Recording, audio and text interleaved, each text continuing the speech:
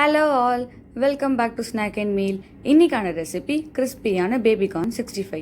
இந்த ரெசிபிக்கு ஒரு பேக்கெட் பேபிகார்னை கொதிக்கிற தண்ணியில் போட்டு 3 பிஞ்ச் அளவுக்கு உப்பு சேர்த்து 3 நிமிஷத்துக்கு வேக வச்சு எடுத்துக்கோங்க. நான் இன்னைக்கு பேபிகார்னை ரவுண்டாக கட் பண்ணியிருக்கேன்.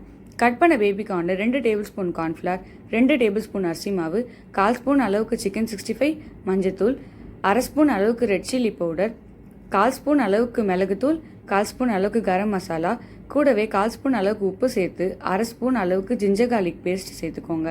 கொஞ்சமாக கஸ்தூரி மேத்தி சேர்த்து இது எல்லாத்தையுமே நல்லா மிக்ஸ் பண்ணிக்கோங்க. லேசாக தண்ணி தெளித்து மசாலா எல்லாம் பேபிகார்ன் மேலே கோட் ஆகிற மாதிரி நல்லா மிக்ஸ் பண்ணிக்கோங்க.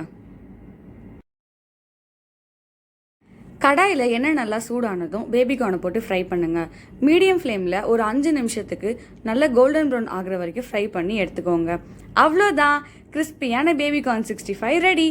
இந்த ரெசிபி எப்படி இருக்குன்னு ட்ரை பண்ணி பார்த்துட்டு கமெண்ட்டில் சொல்லுங்கள்.